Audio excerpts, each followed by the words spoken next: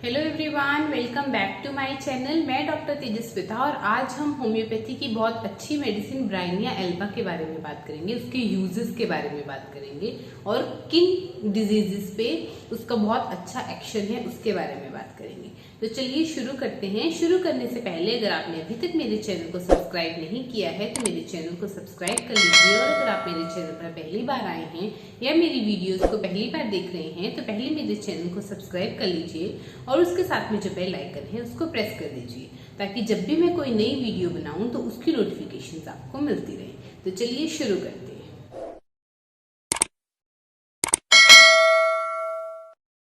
Bryonia का पूरा नाम ब्राइनिया एल्बा है और इसका कॉमन नेम वाइल्ड होप है।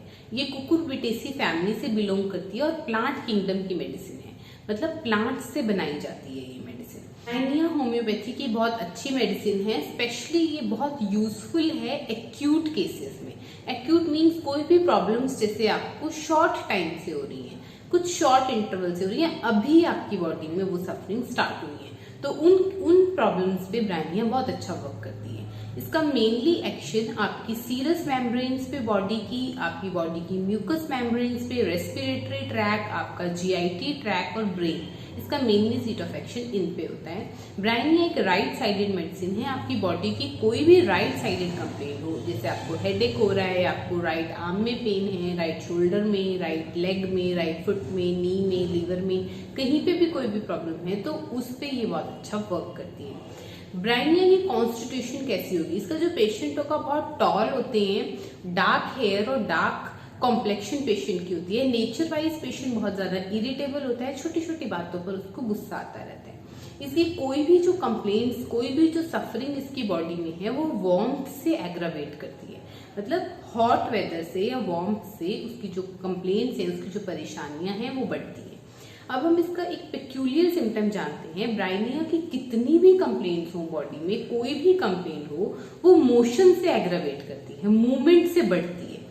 चाहे उसको चक्कर आ रहे हो, चाहे उसको बॉडी में कहीं पे भी पेन हो, उसको फीवर हो, कुछ भी कंप्लेंट उसकी बॉडी में हो, जैसे ही वो मूवमेंट करेगा उसकी कंप्लेंट बढ़ेगी, और जैसे ही वो उसको रेस्ट करेगा अपनी बॉडी को तो उसकी कंप्लेंट में उसको आराम लगता है। ब्राइनिया के पेशेंट में उसकी पूरी बॉडी की म्यूकस मेम्ब्रेन्स की बहुत ज्यादा एक्सट्रीम ड्राइनेस होती है, चाहे वो उसका रेस्पिरेटरी ट्रैक हो, उसका लंग्स हो, चेस्ट हो, नोज हो, चाहे उसका वो जीआईटी ट्रैक हो, माउथ हो, उसकी स्टमक हो, कोलोन हो, हर चीज की ड्राइनेस रहती है, जिस वजह से उसको बहुत सारी कंप्लेंट्स होती है। जैसे जो उसको कफ होगी वो भी ड्राई होगी, जिस वजह से उसको थ्रोट में स्टिचिंग पेन होगी, चेस्ट में उसको बहुत ज्यादा पेन होगी, उसके लिप्स जो होंगे ड्राई होंगे, उसका माउथ ड्राई रहेगा, जिस वजह से उसको पानी की प्यास भी बहुत ज्यादा लगती है। स्टमक में, उसके कोलोन में भी बहुत ज्यादा ड्राइनेस होगी, जिस वजह से उसको बहुत ज्यादा कॉन्स्टिपेशन रहती है, बहुत गंदे वाली कॉन्स्टिपेशन रहती है, बहुत ड्राई और हार्ड स्टूल उसका होता है, प्यास उसको बहुत ज्यादा लगती है उसके मुंह की ड्राइनेस की वजह। अब हम ब्राइनिया के माइंड की बात करते हैं।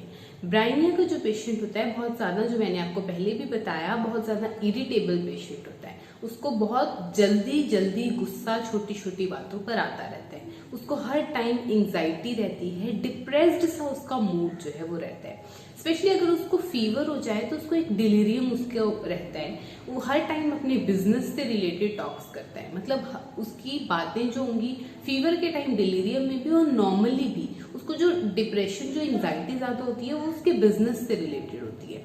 जब उसको फीवर की कंडीशन होगी, वो उसको डिलीरियम स्टेट में होगा तो उसको बोलेगा वो कि मेरे को घर जाना है, I want to go home.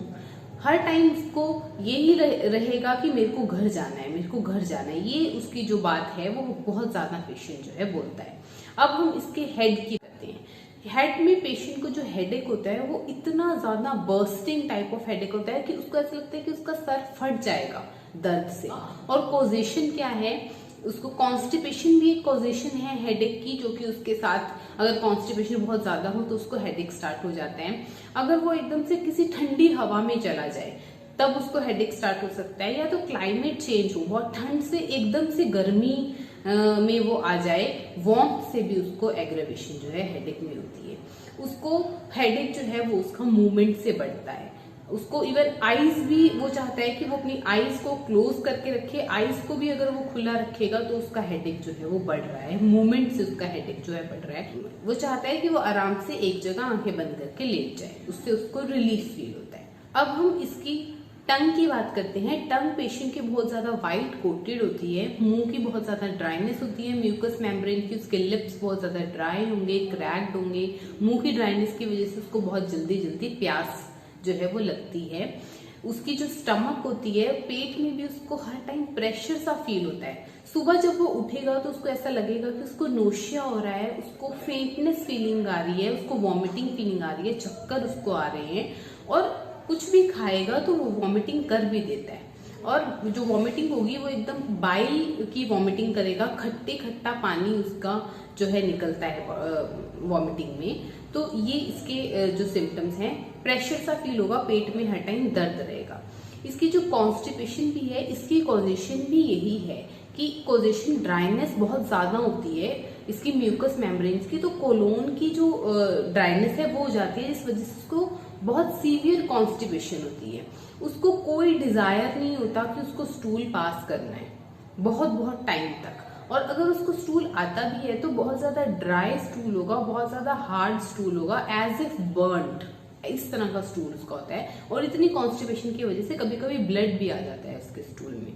उसको उसके साथ, उसके इतनी कॉन्स्टिपेशन के साथ साथ उसको हेडेक भी स्टार्ट हो जाता है कॉन्स्टिपेशन के साथ साथ। अब हम इसके रेस्पिरेटरी सिस्टम की बात करते हैं। रेस्पिरेटरी सिस्टम में भी इसके, जैसे मैंने आपको बताया, पूरे बॉडी की म्यूकस मेम्ब्रेन की ड्राइनेस है, तो नोज की भी ड्राइनेस है, उसको थ्रोट की भी ड्राइनेस है, जिस वजह से उसको जो कफ होगी वो बहुत ज्यादा ड्राई होगी।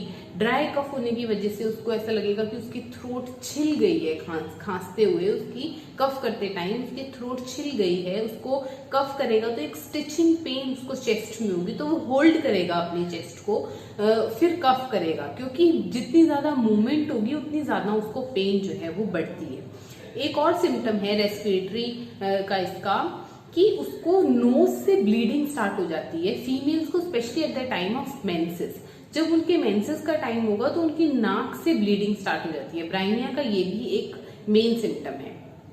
निमोनिया के केसेस में बहुत अच्छी मेडिसिन है, स्पेशली अगर राइट लंग इफेक्टेड हो, या तो कोई भी लोअर लोब इफेक्टेड हो, जिस वजह से कोई भी कंप्लेन उसको, उसके सांस लेने में दिक्कत हो रही हो, या कोई भी कंप्लेन लंग से रिलेटेड उसको हो रही हो, तो उसके लिए ब्राइनिया बहुत अच्छी मेडिसिन है। अब हम बात करते हैं इसके फीवर की। कोई भी तरह का फीवर हो उसके लिए ब्राइनिया बहुत अच्छी मेडिसिन है, स्पेशली टाइफाइड केसेस में भी ब्राइनिया बहुत अच्छा वर्क करती है।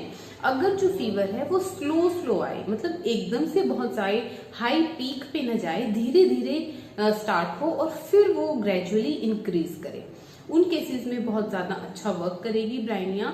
साथ में जब पेशेंट को फीवर होता है तो वो कहीं पे भी किसी के साथ बोलना पसंद नहीं करता है, कहीं पे कुछ देखना पसंद नहीं करता है। वो चाहता है कि उसको प्रॉब्लम है, उसको फीवर है, वो एक साइड रूम में जाके चुपचाप लेट जाएगा, आंखें नहीं खोलेगा। वो उसको लगेगा कि मैं जितना ज्यादा बात करूंगा, जितना मैं इधर उधर देखूंगा, उतनी ज्यादा मेरा जो फीवर है वो बढ़ेगा। साथ में उसको डिलीरियम की कंडीशन रहती है, अपना एंजाइटी बहुत रहती है, इरिटेबल रहता है पेशेंट, कॉन्स्टिपेशन की और रेस्पिरेटरी रिलेटेड कंप्लेंट्स भी उसको हो सकती हैं, क्योंकि बहुत ज्यादा म्यूकस मेम्ब्रेन की ड्राइनेस है इसमें।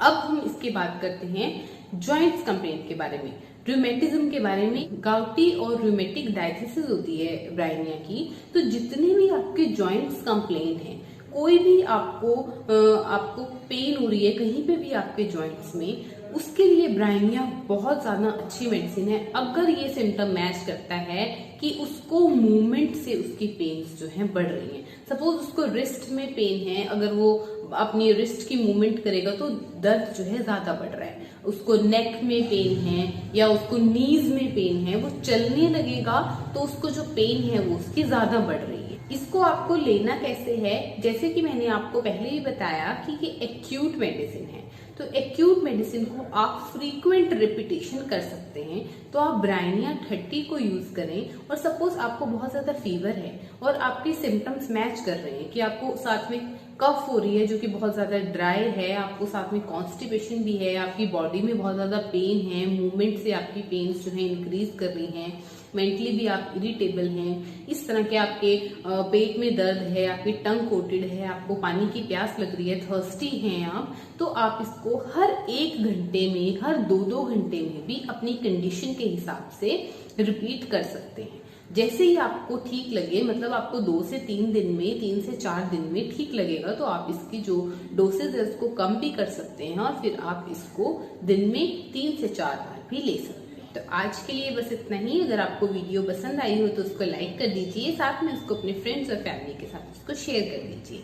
नीचे एक सब्सक्राइब का बटन दिया है, उसको प्रेस कर दीजिए, उसके साथ में एक बेल आइकन है, उसको भी प्रेस कर दीजिए ताकि जब भी मैं कोई नई वीडियो बनाऊं तो उसकी नोटिफिकेशन आपको मिलती रहे। Thank you so much.